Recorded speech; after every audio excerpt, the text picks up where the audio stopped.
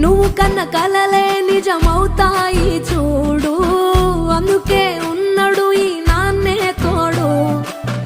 దశరథ మహారాజే నాన్నై పుట్టాడు, నువ్వు రాముడంత ఎదగరనేడు.